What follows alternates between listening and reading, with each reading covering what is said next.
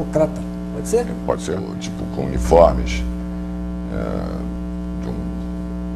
inclusive comandado por um republicano de primeira hora, o Sena Madureira, e Dom Pedro II primeiro quis saber onde é que estava o dinheiro. Isso foi um problema, foi o primeiro embate com os militares.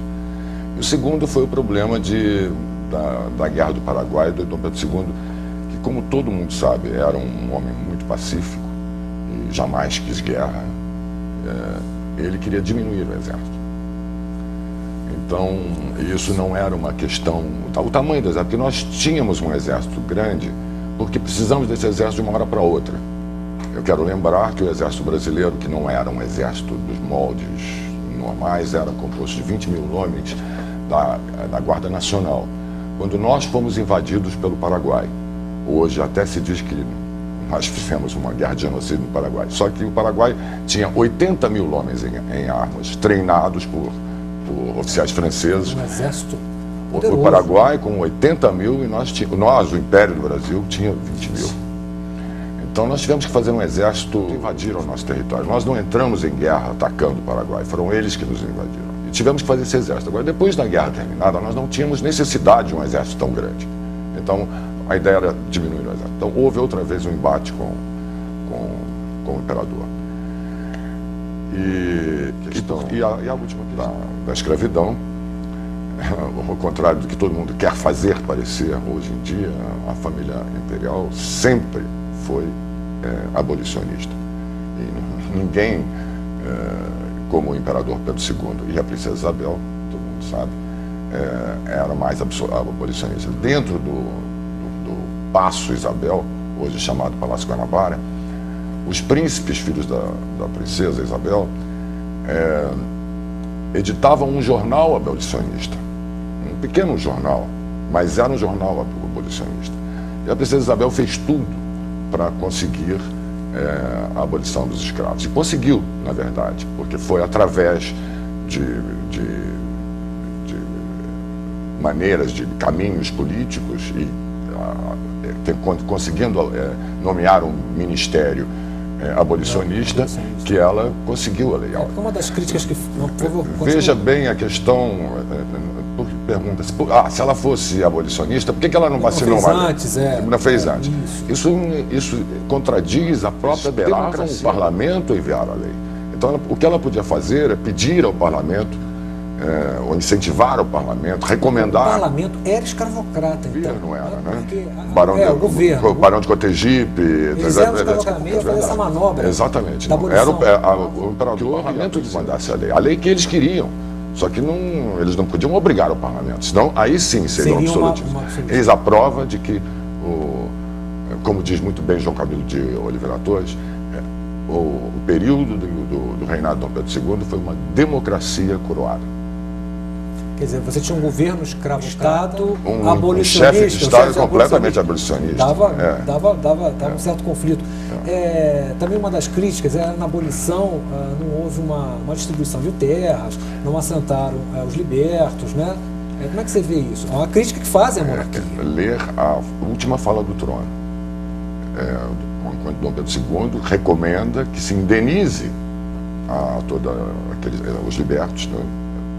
E era plano da princesa Isabel distribuir terras e até uma indenização, tinha que ser uma indenização milionária, mas uma indenização para que as pessoas pudessem começar a vida.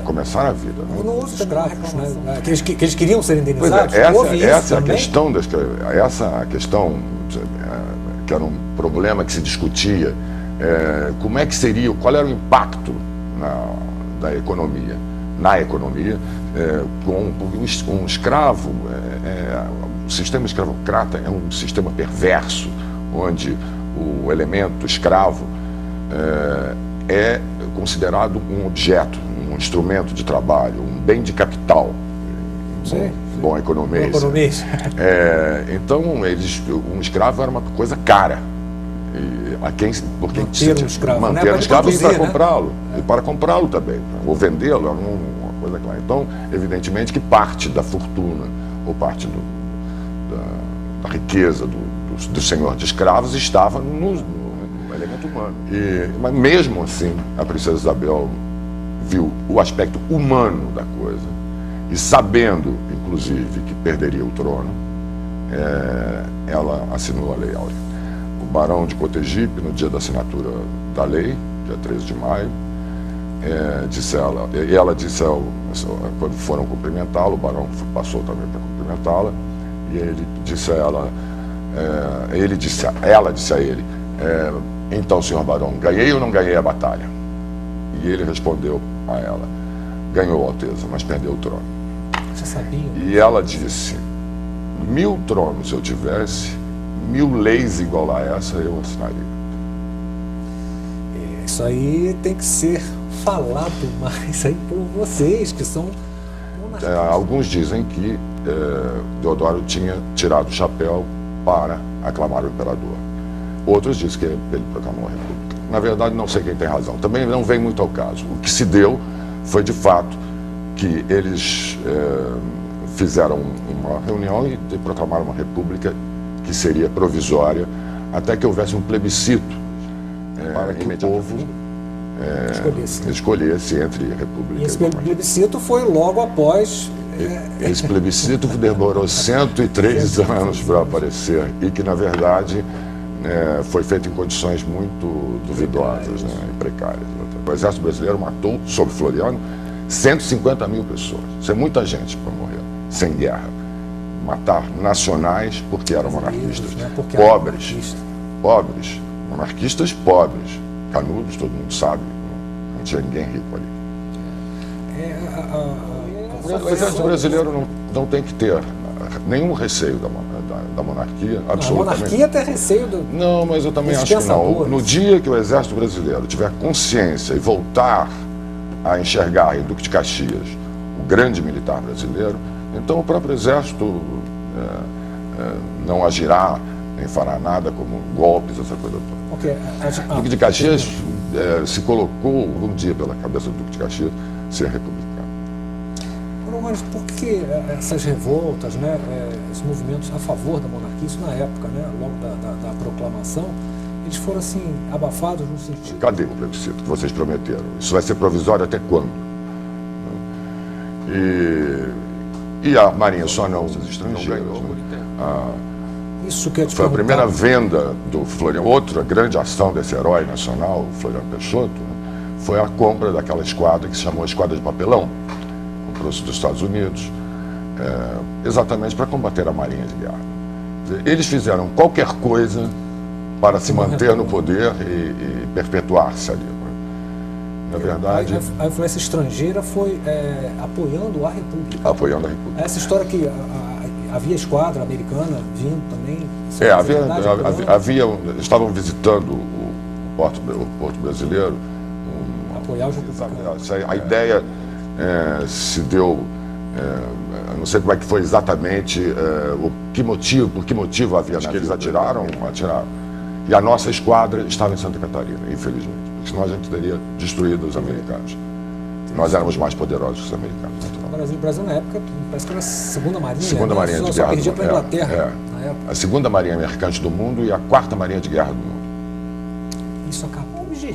Qual seria o objetivo da República? O que eles alegavam? O que eles defendiam, né?